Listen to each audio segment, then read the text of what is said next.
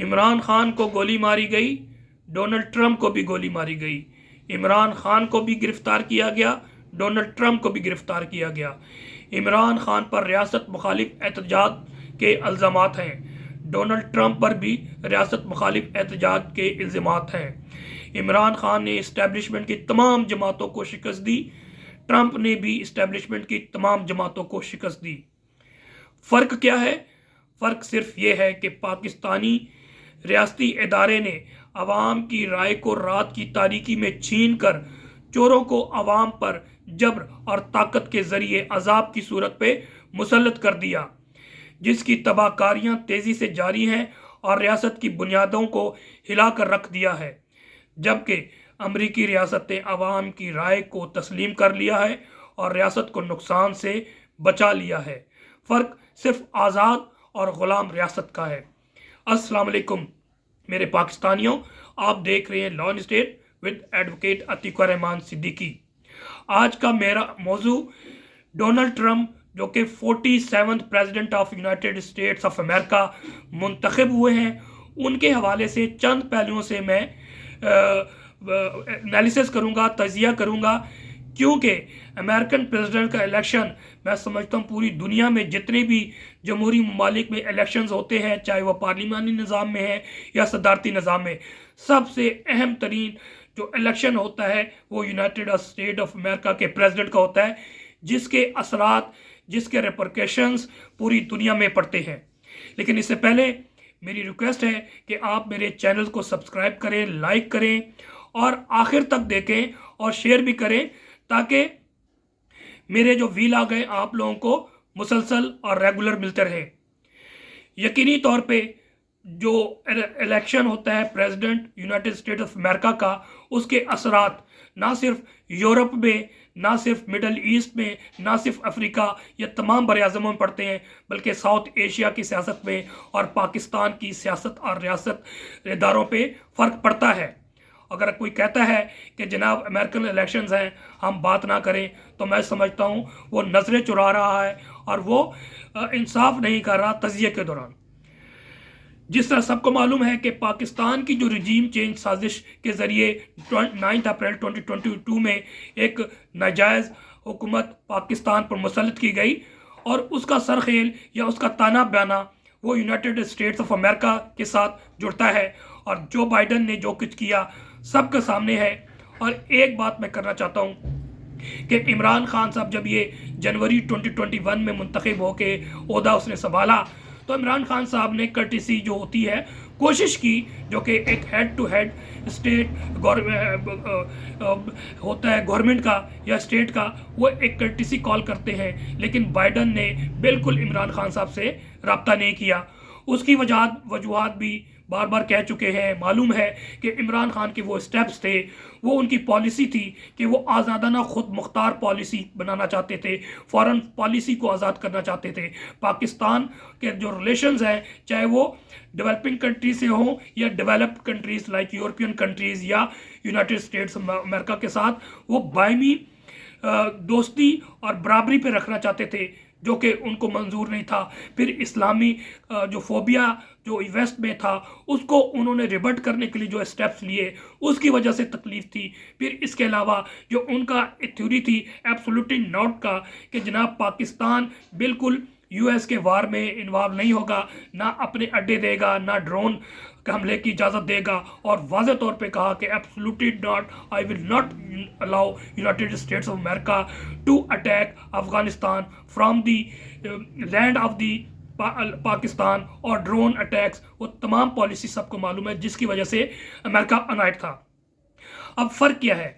अब मैं Donald Trump जो है वो रिपब्लिकन पार्टी के हैं। यूनाइटेड स्टेट्स ऑफ अमेरिका में दो ही रूल कर रही हैं 250 साल सिस्टम में, जो प्रेसिडेंशियल सिस्टम में, एक डेमोक्रेट्स हैं और दूसरे रिपब्लिकन हैं। रिपब्लिकन और डेमोक्रेट्स में फ़र्क मौजूद है। अगर आप देख लीजिए जितने भी 20-30 सालों में जब भी डेमोक्रेट्स आते हैं तो दे आर वार मॉन्गरिंग। उन्होंने पाकिस्तान पूरी दुनिया में जंग को एक्सटेंड किया है, एक्सपेंड किया है, और आप उसमें ऐसे जॉर्ज डब्ल्यू बुश या बुश जूनियर को देख लें, जब भी आए हैं तो इन्होंने एक्सपेंड किया, बिल क्लिंटन, फिर ओबामा, फिर जो बाइडन, इन्होंने दुनिया में जंग को एस्केलेट किया है ताकि ये अपने हेजमनी कायम कर सके जंग और ताकत के जरिए और अपना असला बेच सके। जबकि ट्रंप आप देख लीजिए वो डिफरेंट माइंडसेट का, एक तो रिपब्लिकन कभी भी वॉर मॉन्गरिंग नहीं है, वो चाहते हैं सैंक्शंस के जरिए हेजमनी कायम करें, ट्रेड के जरिए कायम करें। और अब ट्रंप पे आ जाते हैं। ट्रंप में जो खसूसियात हैं, आप 250 साल यूनाइटेड स्टेट्स ऑफ अमेरिका की हिस्ट्री देख लीजिए, 47 प्रेसिडेंट गुजरे हैं, तो ये सेकंड प्रेसिडेंट है। एक तो उसमें यूनिक है कि जनाब जब अगर कोई प्रेसिडेंट का इलेक्शन एक जीतता है उसके बाद दोबारा कॉन्टेस्ट करता है तो वो हार जाते थे, तो वो आते नहीं हैं।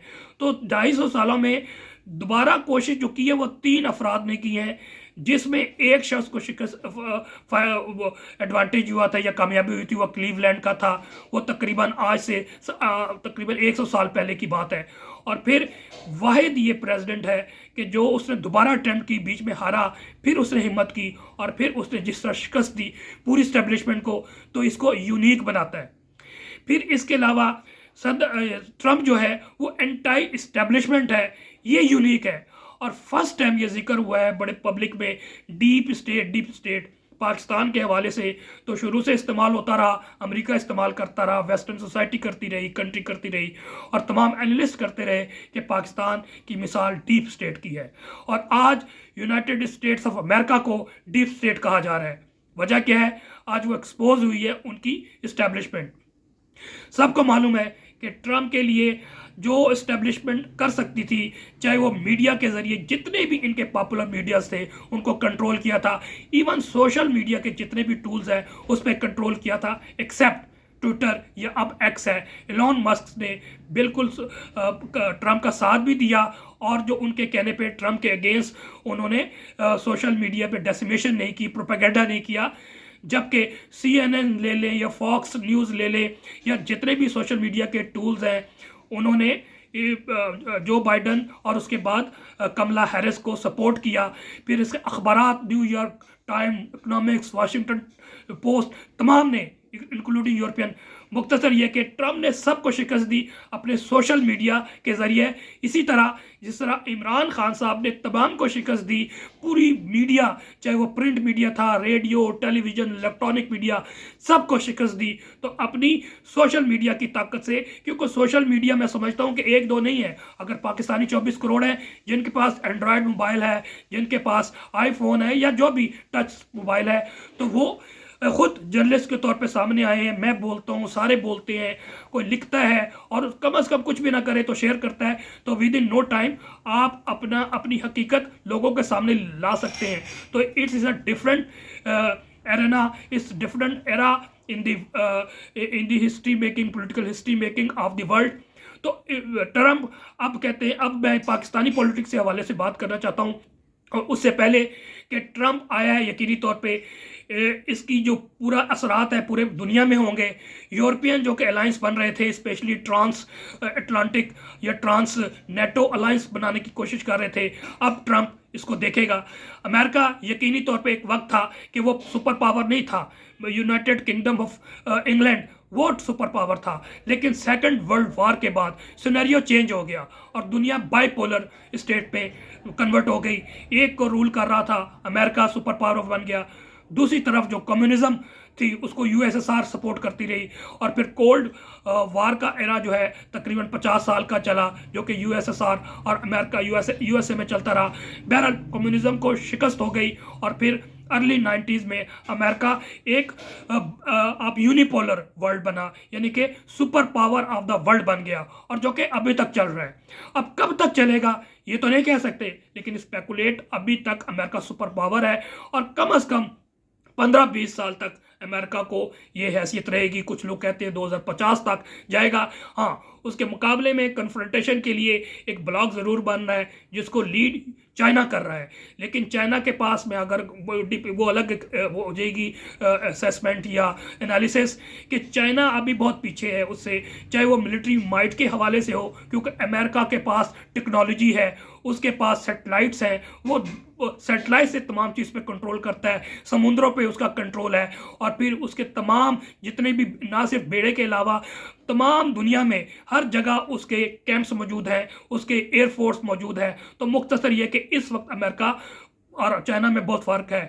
फिर इकोनॉमिक पावर के हवाले से, फिर यूनिवर्सिटी एजुकेशन के हवाले से, फिर इसके अलावा जो उसकी इकॉनमी है बड़ी स्ट्रॉन्ग है। तो मुख्तसर ये चंद वजूहत की वजह से हाँ फ्यूचर में हो सकता है चाइना ने अमेरिका से टेक्नोलॉजी ली है, एजुकेशन वहाँ से हासिल करके वापस आके अब बहुत सी चीज़ों पे वो इंडिपेंडेंट हो गया, पहले डिपेंडेंट था। तो it will take at least 2 decades कि चाइना उसके सामने थोड़ा बहुत खड़ा हो। तो अभी अमेरिका सुपर पावर है, और सुपर पावर जाहिर है आप छोटे से इलाके में जो सबसे बड़ा पावरफुल होता है वो अपना असर रखता है, और उसकी जो पॉलिसी लोगों को फॉलो करनी पड़ती है। तो अमेरिका की पॉलिसी को फॉलो करना पड़ता है। वो बाई हुक और बाई क्रुक अपने मफादात को, अपने इंटरेस्ट को पूरी दुनिया में प्रोटेक्ट करता है, चाहे वो गलत है या सही है उस पर हम बात नहीं करना चाहते। तो जो बाइडन ने इन्फ्लुएंस किया था दुनिया में, वॉर मॉन्गरिंग थी हर जगह, आप देख लीजिए वॉर शुरू कराई, यूक्रेन की वॉर इनकी वजह से शुरू की कि यूक्रेन को नेटो में डाला जा रहा था, जबकि रशिया से प्रॉमिस हुआ था कि यूक्रेन में नहीं करेंगे। इस तरह अब मिडल ईस्ट में पूरी वार इस जो बाइडन एडमिनिस्ट्रेशन के दौरान शुरू हुई, तो मुख्तलिफ जगह पे इसने वार शुरू करवाई।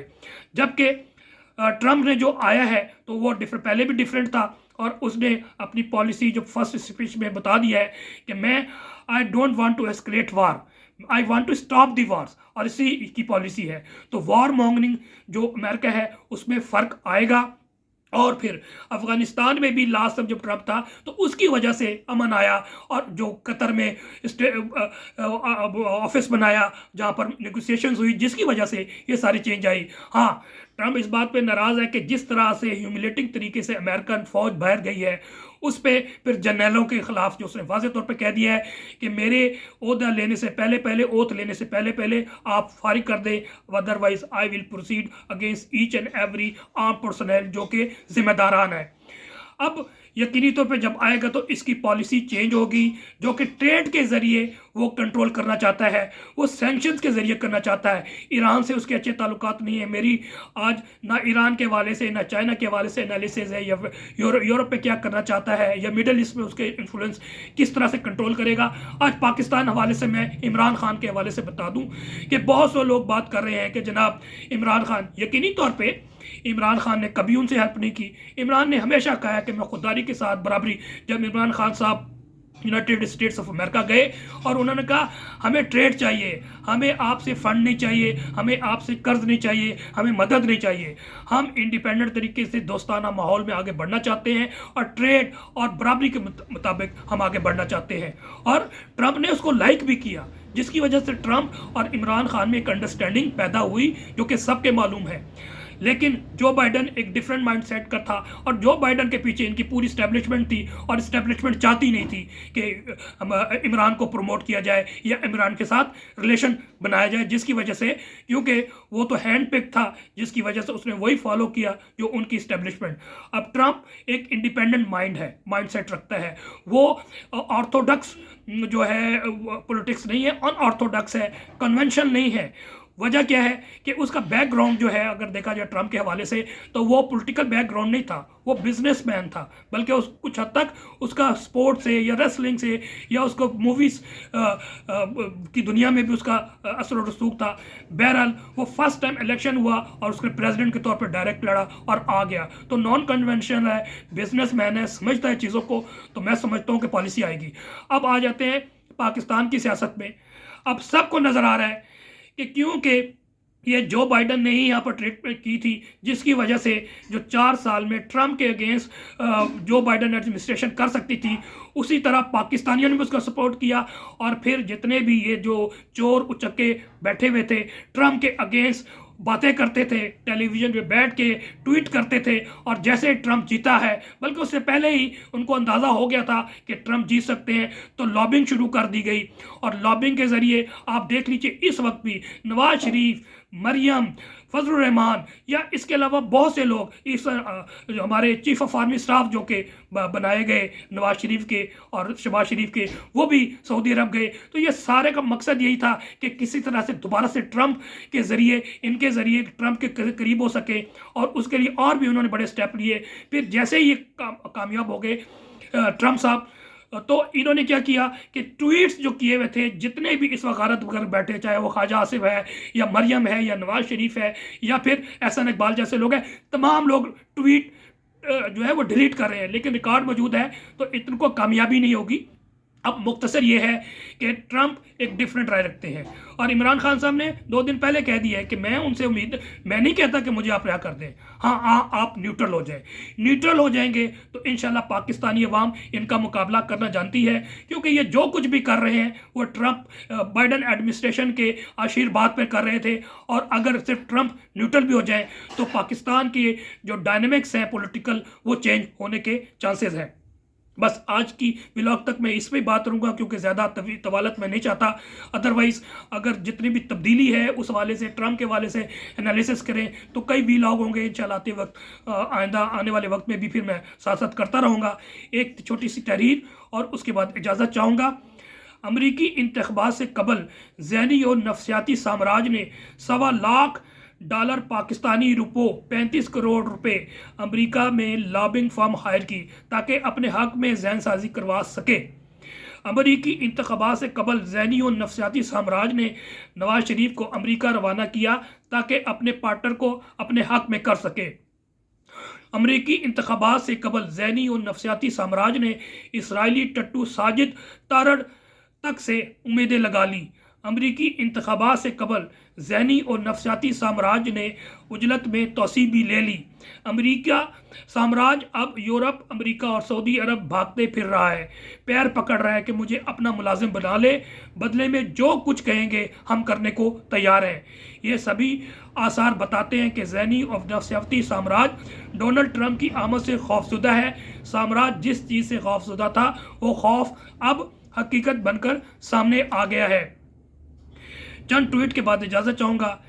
अगर अपने इक़्तिदार से हर कोई अपने दौरे हुक्मरानी को तवालक दे सकता तो बनु उमय्या, बनु अब्बास, सल्तनत बरतानिया, मंगोल और मुग़लों के दौर ख़त्म ना होते।